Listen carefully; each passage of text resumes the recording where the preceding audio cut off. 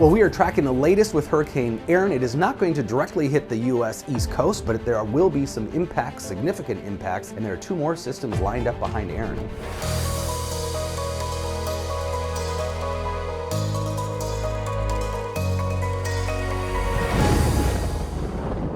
So Hurricane Erin is a strong Category 2 hurricane now. It did reach major hurricane status, which is defined as a Category 3 or higher. And in fact, one of the most rapidly intensifying hurricanes in the Atlantic hurricane record. So 105-mile-per-hour winds here on Tuesday morning, and expected to maintain hurricane strength as it starts to make this sharp turn to the northeast, which is typical of most of these tropical systems. It's all driven by the Bermuda High centered out here in the Atlantic. The flow is clockwise around that, and depending upon the strength of that high, that either pushes the storms into the East Coast or allows them to stay out to sea. And it looks as though Erin's direct impacts will stay out to sea, but we are looking at heavy rainfall with Erin, up to a foot of rain in the middle of the ocean, but there will be some outer bands of showers that could reach the North Carolina coastline, and also some outer bands of wind gusts here. We're talking about potentially some 60 to 70 mile-per-hour wind gusts along the North Carolina coastline.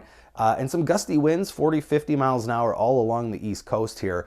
And also the potential for some of the outer storm surge to even reach the Carolina coastline. We have a storm surge watch, in fact, for some of those outer islands that could see just even a little bit of water come through. Those are areas that are pretty flat, so up to 4 feet of storm surge possible along the North Carolina coastline, and even up to a foot along the South Carolina and Virginia coastlines here. So if you've been familiar with those areas, you have a lot of outer islands and banks that are right at sea level or just barely above, so any water can make an impact. And also a rip current risk here, all up and down the East Coast, a pretty high rip current risk. So dangerous for swimmers, boaters, surfers alike here. So there's Erin, but we've got a couple more systems lined up behind Erin.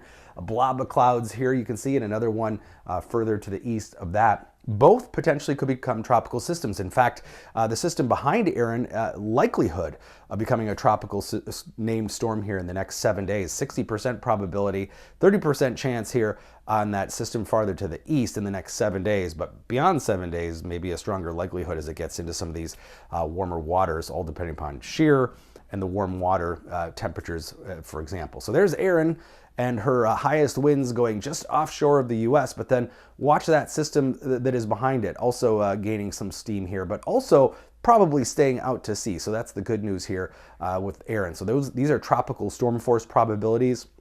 By Sunday, that system behind Erin could reach tropical storm strength, about a 20% chance right now. So watching a few systems, the Atlantic definitely becoming more active here in recent days.